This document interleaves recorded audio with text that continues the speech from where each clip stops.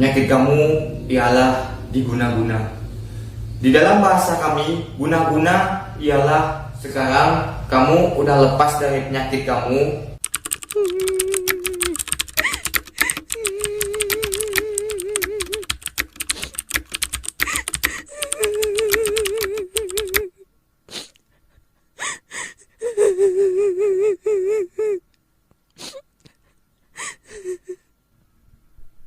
Assalamualaikum warahmatullahi wabarakatuh. Kembali di channel Gui, channel terkece, terkeren, terkreatif. Hei, aku. Nah. Ngerti aku. Ngerti aku. Ngerti aku. Ngerti aku. Ngerti aku. Ngerti aku. Ngerti aku. Ngerti aku. Ngerti aku. Ngerti aku. Ngerti aku. Ngerti aku. Ngerti aku. Ini aku akan bercerita tentang kisah cinta ditolak, dukun bertindak. Cerita ini terjadi pada tahun 2019, sekitar 2 tahun yang lalu, yang pernah dialami pacar saya sendiri. Di mana letak karakter dan tempat itu akan aku sama-samakan. Karakter tersebut kita sebut saja dengan Ana, dan karakter laki-laki kita sebut saja dengan Pak Man. Singkat cerita, pada suatu siang, tidak siang betul, sekitar pukul 4 atau setengah 5. Pada saat itu Ana berada di rumah dan bersama ibu Ana. Tak lama kemudian datanglah yang kita sebut tadi dengan Pak Man. Datanglah Pak Man ke rumah Ana. Datangnya secara baik-baik untuk melamar si Ana tersebut. Tetapi di sini Pak Man itu sudah berusia sekitar 38 atau 39, dan Ana pun berusia 19 tahun. Di sini Pak Man udah mempunyai anak 2, sedangkan si Ana tadi masih baru selesai tamat SMA. Dan di saat itu Pak Man membawa kakaknya ke rumah si Ana tersebut untuk melamar si Ana dengan secara baik-baik. Tetapi di saat itu si Ana menolak dikarenakan si Ana udah memiliki pasangan, yaitu saya sendiri atau aku. Dan di satu sisi lain, Pak Man itu udah berusia 38 atau 39 tahun dan sudah mempunyai 2 anak.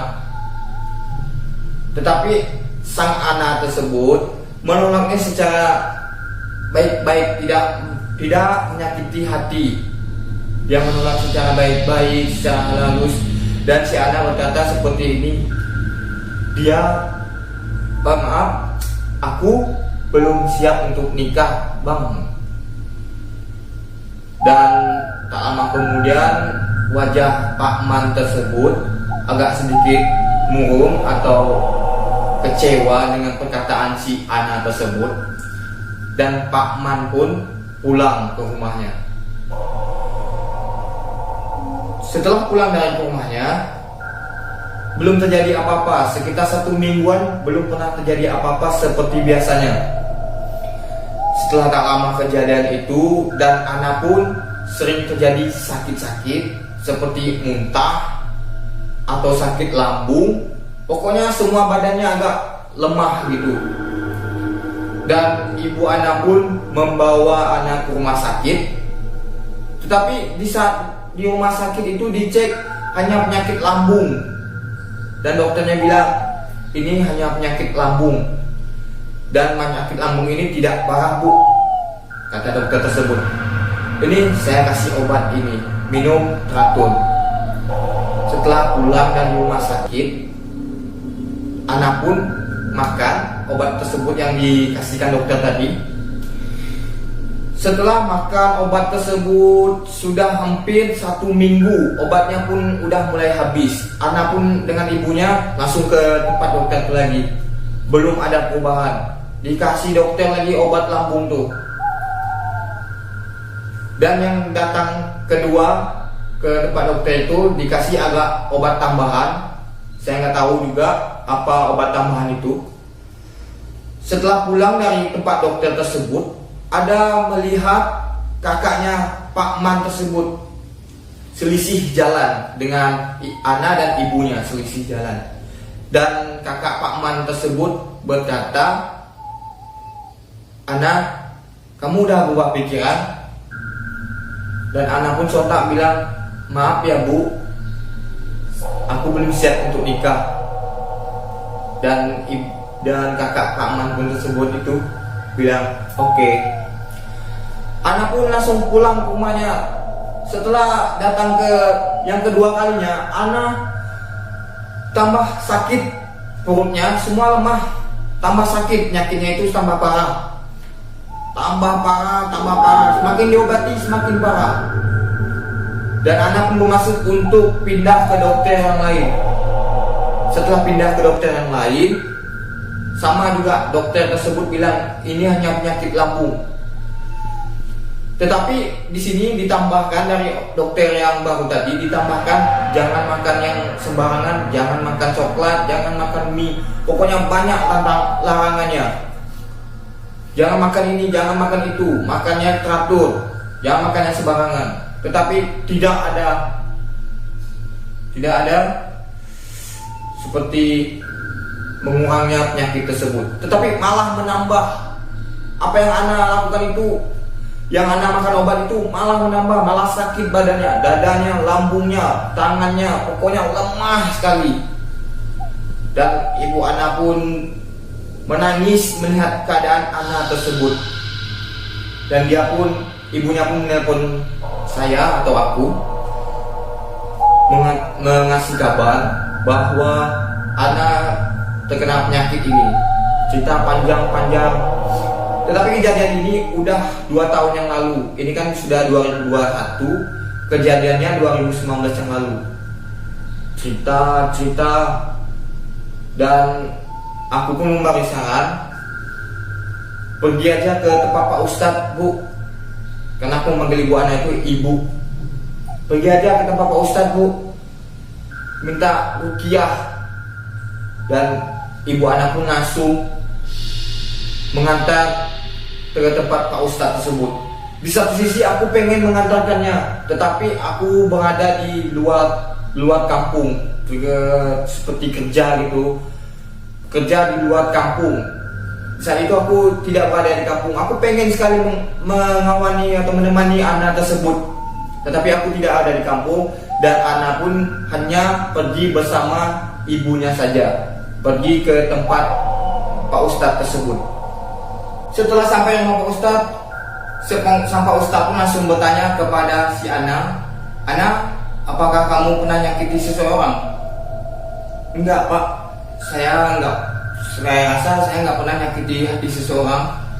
"Oh, bagus. Tetapi saya pernah menolak cinta seseorang Pak, yang mau saya jadi istrinya. Tapi saya tidak mau Pak." Pak Ustadz ngangguk dan diam. Dan Pak Ustadz pun langsung berbicara kepada si Ana. "Ana, kamu mau tahu nggak apa penyakit kamu?" "Mau Pak," kata si Ana tersebut. "Penyakit kamu ialah diguna-guna. Di dalam bahasa kami, guna-guna ialah santet." Pak Ustadz pun bilang ke Ana, "Penyakit kamu ialah diguna-guna." Tetapi di sini Pak Ustadz tidak menyebutkan siapa yang guna-guna si Ana, dari mana guna-guna itu datang. Tapi Pak Ustadz hanya bilang penyakitnya kamu diguna-guna. Langsung sontak ibu Ana menangis melihat keadaan anaknya. Dan ibu Ana pun bertanya, "Apakah bisa disembuhkan?" Bisa kata Pak Ustadz. "Ayo pergi ke sini," katanya. Di suatu tempat Pak Ustadz ngajak si Ana dan ibu Ana untuk meruqyah si Ana tersebut. Setelah masuk tahap ruqyah, Ana pun pulang dan Pak Ustadz berpesan ke Ana, kamu lebih memperbanyak sholat dan ngaji, kata Pak Ustadz tersebut. Ya Pak Ustadz, kata si Ana. Langsung Ana pulang ke rumah. Keadaan Ana setelah pulang ke rumah Pak Ustadz itu sudah agak lebih membaik. Tidak muntah-muntah lagi, tidak sakit-sakit lagi, tetapi sakitnya itu masih ada, tidak sesakit yang sebelum rumah Pak Ustadz. Si Ana lakukan sholat, ngaji, baca-baca ayat kursi. Sekitar 5 atau 7 hari penyakit Ana tuh hilang langsung, hilang total, seperti tidak ada kena penyakit. Dan setelah itu Ana datang ke rumah Pak Ustadz dan memberitahu ke Pak Ustadz tersebut, Pak Ustadz, penyakit saya udah sembuh Pak Ustadz, terima kasih udah bantuannya Pak Ustadz. Sang Ustadz pun tersenyum dan bersyukur kepada Allah.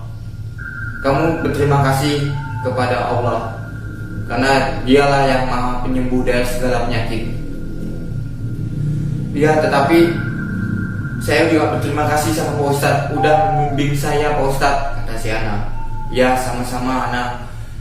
Sekarang kamu udah lepas dari penyakit kamu, dan kamu jangan lepas dari sholat-sholat kamu ya, dan ngaji kamu, memperbanyak aja, karena itu adalah pelindung dari segala penyakit, kata Pak Ustadz. Ya Pak Ustadz. Dan Ana pun pulang dengan wajah tersenyum. Dan setelah pulang itu dia bertemu lagi si kakak yang menyantet dia, tetapi di situ dia tidak memberitahu bahwa dia yang memberi santet ke Ana. Dan Ana pun selisih jalan sama dia. Dan si kakak pun tersebut bertanya, Ana apa kabar? Sehat-sehat aja nih. Aku lihat pada badan kamu, ya, kan sebelumnya kamu sakit-sakit, kata si kakak tersebut. Bahkan kamu udah 2 kali ke rumah sakit, saya lihat ya. Iya, saya semenjak datang dari rumah Pak Ustadz, saya pulang, keadaan saya udah lumayan kak, ya. Udah lumayan membaik. Oh baguslah, alhamdulillah. Dia di satu sisi dia merasa jengkel bahwa Ana udah sembuh, merasa jengkel dia. Tapi itulah kuasa Allah. Dialah maha penyembuh dari segala penyakit. Oke, sampai sini ceritanya. Lebih dan kurang aku ucapkan terima kasih. Tetapi di sini ceritanya kisah nyata ya. Kisah nyata terjadi 2019 lalu, 2 tahun yang lalu telah terjadi kepada pacar saya, dan saya sebut saja namanya Ana. Lebih dan kurang saya ucapkan terima kasih.